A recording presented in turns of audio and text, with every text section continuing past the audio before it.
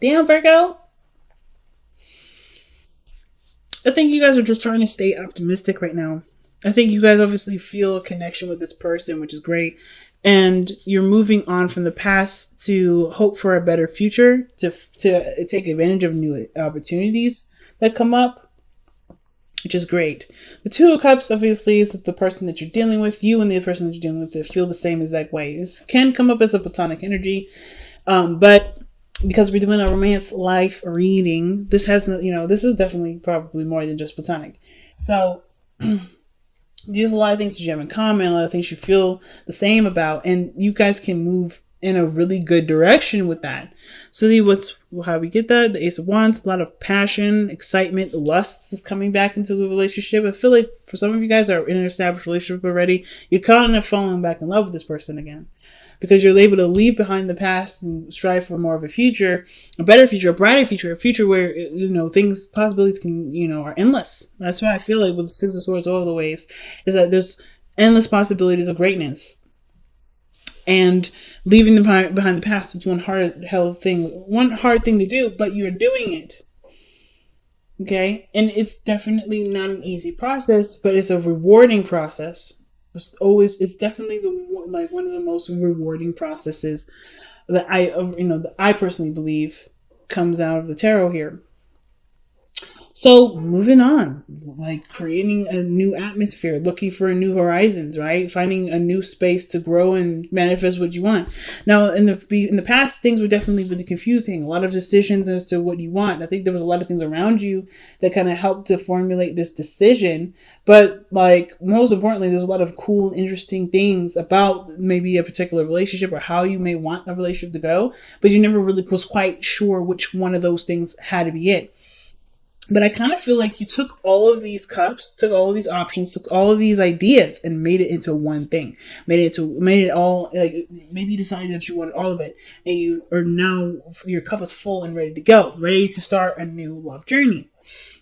This is where I was definitely seeing maybe you guys are falling back in love with the person that you're currently with, that you currently had things with or relationships with beforehand, but things were just not very clear. Things just kind of felt like things were just like a fantasy or too good to be true. Or some things may have just been like just outright just bizarre.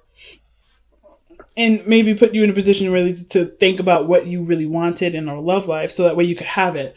So the Ace of Cups, right? I think you picked the cup, you figured out which one you wanted out of this group, or you made all of those options of like a thing of its own, right? You know exactly what you want, you know what you're desiring, you're ready to go after what you want. And this person is so passionate, so sexy, guys. The King of Wands, absolutely scrumptious, but you're not there for their body, but you're allured, you're attracted to them, and you have such a strong feeling for them. Like there's something with the Ace of Cups. This is new love. If they haven't already approached you and have expressed how they felt, then you definitely are feeling something towards them regarding that already. But this energy that you have here is a strong, potent energy, very romantic, very exciting. The only thing I have kind of concerned going on right now is this 10 of Wands that's in your future. Being overburdened with responsibilities and tasks, feeling like you've got too much going on, too much on your plate. Let's see why the 10 of Wands is coming up in your future like this. Because of the 3 of Pentacles, planning for the future. Why are we planning? Why is planning for the future too much? Because because of the 2 of Wands, action needs to be taken. Maybe not sure where to go. So already to me, with the 10 of Wands, what the 10 of Wands is saying, it kind of gives me this vibe that for some of you guys out here, you already have a lot going on in your life. And just like you want to expand, you want to move forward in the relationship. But of course, right, with that 10 of Wands and the Justice card that came out earlier, I kind of feel like this is really where the whole balancing your life out situation comes in, to create space to have what you want. Because I feel like you see great value in planning with the future with this person. That's why you're planning it. And there's obviously action that needs to be taken to obviously make this idea a reality. I think it's just that with the 10 of Wands, you kind of feel like you're swamped and you're kind of doing this on your own. But you have somebody around you that can help. Like, for instance, I think the only action that may need to be taken is actually trusting the person with taking on responsibility, so that way you don't have so much. Because the Three of Pentacles, yeah, it's planning the future with the person. So I may be looking at the strengths and their weaknesses to see how they can help you move forward with this. Because this is something that is requiring both parties to participate. And I kind of feel like maybe you guys, like, it's about learning to include someone in your hard work instead of trying to do all of it by yourself, maybe. Um, which definitely is a learning curve all in itself. So, why do we have the Knight of Swords in your best path to follow? That's the Knight of Swords is usually someone that comes in charging in with an idea or perspective and not necessarily interested to hear what anybody else has to say. He's really quick to move with something. He's really quick to start arguments.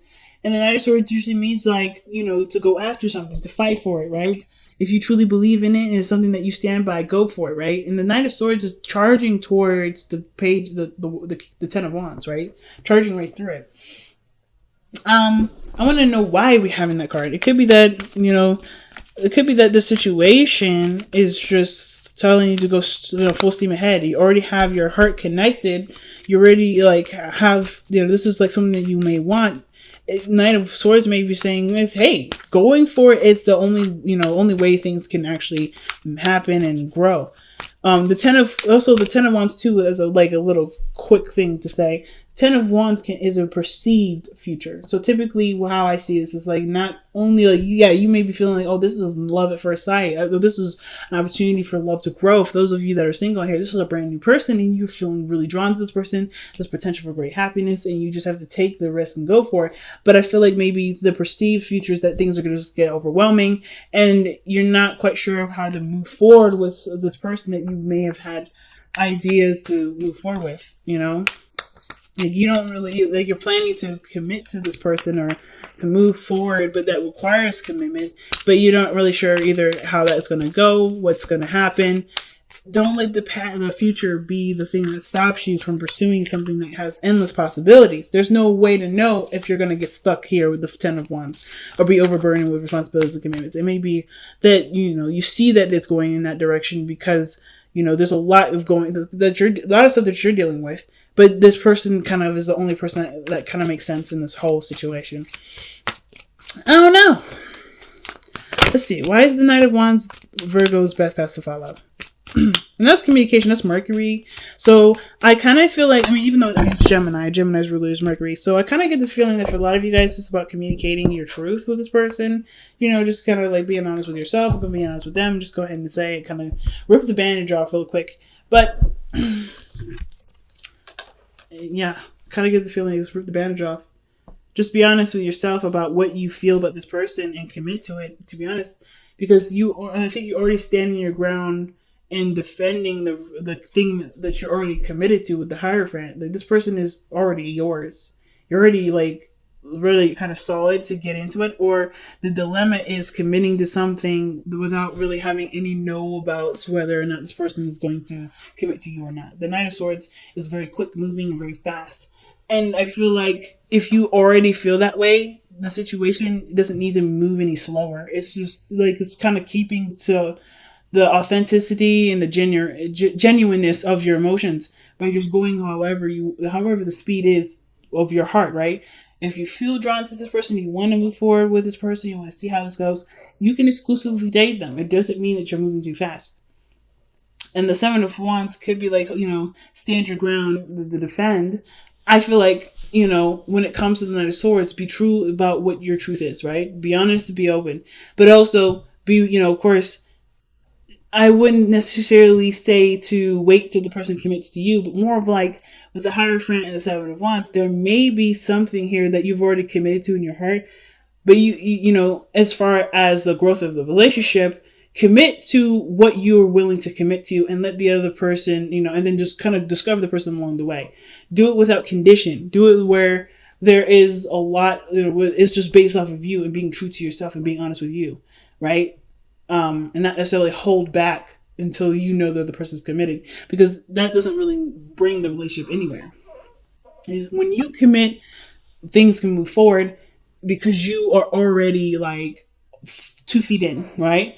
and you can do the thorough research and the understanding of the person because you are theirs and they are yours, right? As long as you have that in there, they don't have to like justify it. I feel like the situation is saying it doesn't necessarily need to be justified by the other person. This person's already yours. The fact that the King of Cups, the King of Wands, and the Ace of Cups come up together, I feel like this person's already yours. This is someone that's already a desire, and they're already there. They're already existing. This person has a lot of energy around them. That they have a lot of vibrancy.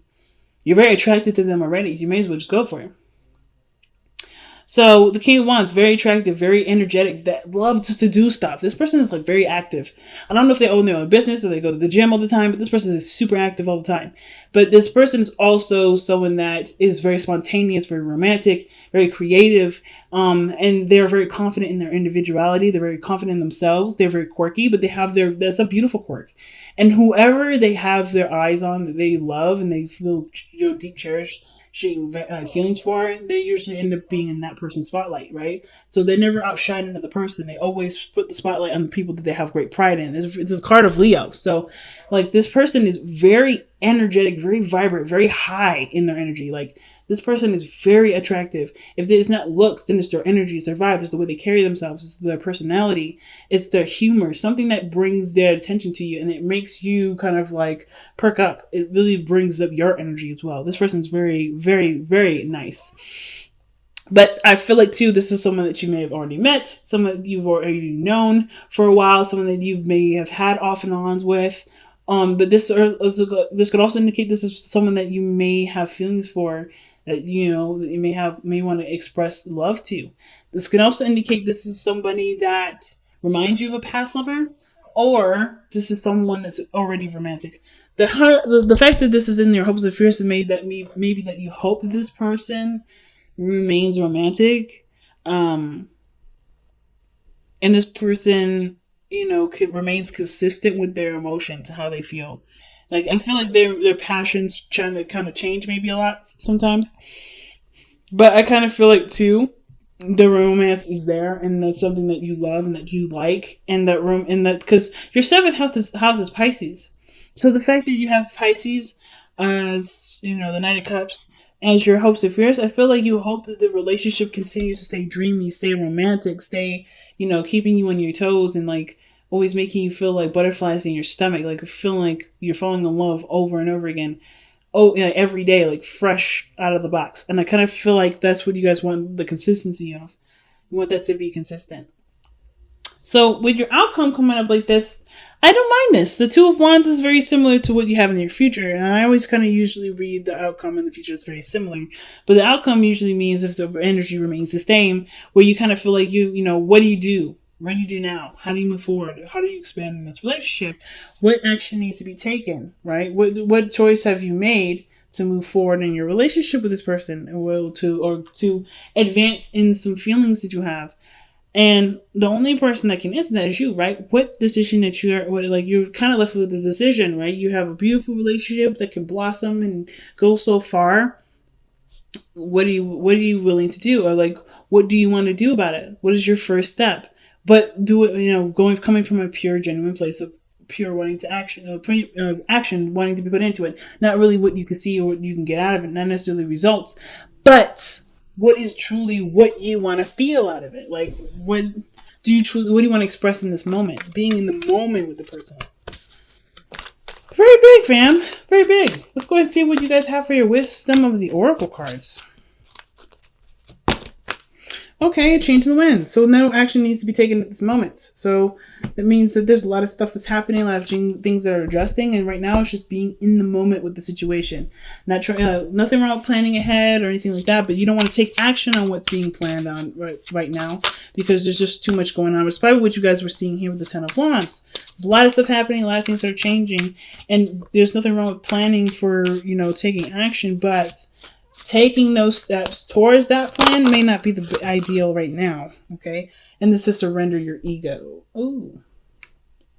Cultivate gratitude, be of service to others, and come from your heart, man. Genuine feelings, like I was saying, coming from the heart, being in the moment. A big ego can work against you, but humility will further your goals.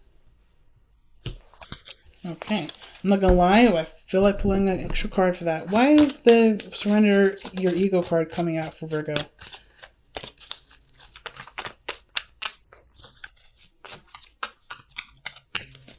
Because the ego is also the doer, right? That's the card of doing things, taking action on something, going for what you want, right? That's the ego. That's usually something that takes action. But and it's the body, it's the mind portion of it, kind of. Not really, but it's like the other part of ourselves versus the spiritual. It's the Ten of Pentacles. That's why the card's coming up. Because there's potential for great happiness in this relationship, great abundance in this love life. And the only way for you to, not the only way, but the best way to get this is by not necessarily putting yourself aside, but pretty much putting yourself aside, like letting go of the games that come with the ego, right? Being coming from a genuine place of love and desire, right? Not necessarily one of calculated results, not trying to create something out of something by doing something with a purposeful like intent, like doing it because you want to, not because of something you can get out of it.